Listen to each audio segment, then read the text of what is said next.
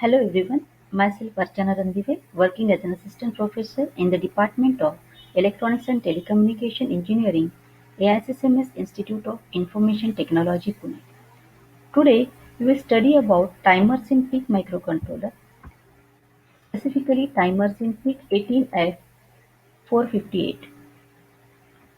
Every timer it requires a clock source. This clock source can be either internal or external. If we use internal clock source, then one-fourth of the frequency of crystal oscillator, that is F oscillator by 4, on the OSC1 and OSC2 pins will be fed into the timer. If we choose external clock option, then we need to feed the pulses through one of the pin of PIC 18. Then it will be work as a counter. There are 4 timers present in PIC 18F458. Before moving towards the features of the timers, we will see basic registers which are used in all these timers.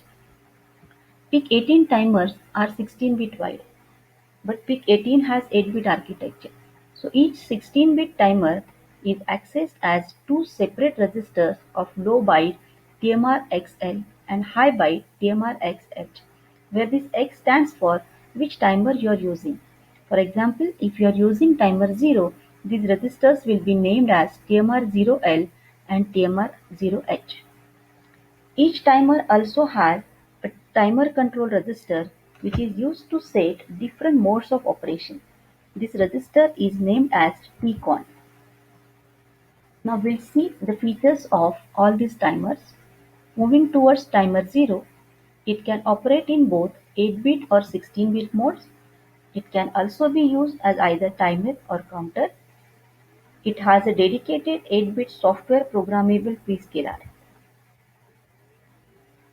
Then we can select or we can use either internal or external clock. If we are using external clock, the age of that clock also can be selected. TMR0IF, that is timer 0 interrupt flag or overflow flag, is part of INTCON, that is interrupt control register. Next is timer 1. Timer 1 can be programmed in 16-bit mode only. It does not support 8-bit mode. Timer 1 overflow flag goes 1 when TMR1H and TMR1L overflows from FFFF to 0000. Timer 1 also has a prescaler option. The TMR1IF, that is timer 1 interrupt flag or overflow flag, is part of PIR1 register, that is peripheral interrupt flag register. Then timer 2. Timer 2 is an 8-bit timer. The 8-bit register of timer 2 is called as TMR2.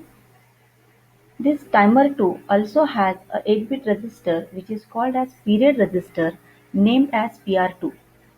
We can set the PR2 register to a fixed value and timer 2 will be incremented from 00 until it matches with the value in PR2. When this value matches, the timer 2 register will be resetted.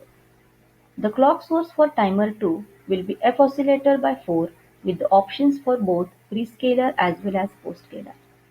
There is no external clock source for timer 2, that is, we cannot use it as a counter.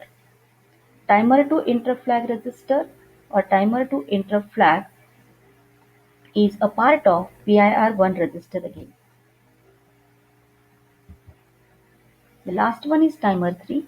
Timer 3 is a 16-bit timer that can be used as both timer as well as counter. It can be programmed in 16-bit mode only. It does not support 8-bit mode. There are bits which are related to CCP, that is compare, capture and pulse width modulation. TMR3IF, that is timer 3 interrupt flag, is part of PIR2 register, that is peripheral interrupt flag register. Thank you.